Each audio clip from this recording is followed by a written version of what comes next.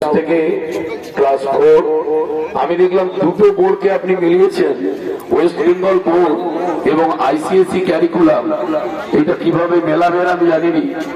তো যাই হোক, ওয়েস্ট বেঙ্গল বোর্ড তার একটা নির্দিষ্ট ফর্মুলায় চলে এবং আইসিএসসি বোর্ড তার একটা নির্দিষ্ট ফর্মুলায় চলে। নিশ্চয়ই কিছু একটা চিন্তা করেছেন আমাদের তন্ময় বাবু, সেই সেপারেশনটা করে কিভাবে তিনি আমাদের ঠিকঠাক করবেন। আর আমি বিশেষ কিছু বলবো না। আমার সৌভাগ্য যে এখানে এমএলএ সাহেব নাম থেকে সুকান্ত পাল সাহেব, তার সঙ্গে আমার দেখা হলো। এটা আমারও একটা স্মৃতি হয়ে থাকবে। আর সবাই ভালো থাকুন।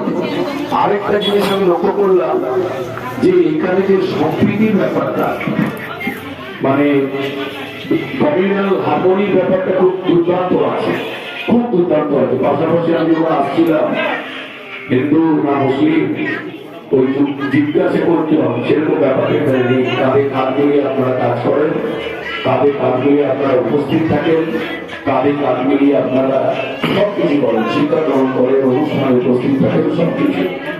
এটা এই এলাকার পরিবেশটাকে অনেকখানি করছে। তো যে ক্ষেত বা আক্ষেপ থাকে আমাদের ভাটোরার এলাকার মানুষদের, সেই ক্ষেত বা আক্ষেপ থাকার কিছু নেই।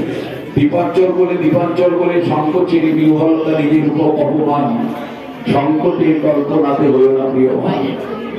তারপরেই তো মুক্ত করো ভয়, আপনা মাঝে শক্তি ধরো নিজের করজয়। সেটা নিশ্চয়ই করতে পারবেন আপনারা সমস্ত প্রতিকূলতাকে অতিক্রম করতে পারবেন।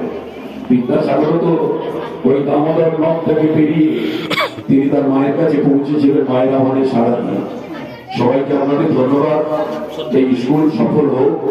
আমার নিজের বিদ্যালয়ে যোগ জয়ন্তী উৎসব আছে, আমি প্রচন্ডই ব্যস্ত, আর অন্যান্য কাজ আছে আমার এলাকায়। আমি এই জন্য প্রথমেই মাইকটা নিয়ে নিলাম। আমি আপনাদের একটু সময়টা নিলাম, আমাকে ডাকার জন্য আমি কৃতজ্ঞতা জ্ঞাপন করছি। এই এলাকায় আমার অনেক ছাত্রছাত্রী আছে বলেই আমার আদৌ কৌতূহলটা বাড়লো যে আমার ছাত্রছাত্রীরা কোন দিক থেকে আসে। প্রতি বছরই 15-20 জন করে ছাত্রছাত্রী আমার বিদ্যালয়ে পড়ে। এবছর 20 জন ছাত্রছাত্রী ভারতে বেরিয়ে যাবে বলে তারা আমার স্কুলে ভর্তি হয়েছে। ওখান থেকে গাড়ি করেছে, তারা গাড়ি করে যাতায়াত করবে, এরকম এই নতুন সেশনে ভর্তি হয়েছে। সেই জন্য আমি অত্যন্ত খুশি। এবং আপনাদের যে কোনো কাজে যদি ডাকেন, নদী বিরতি হলে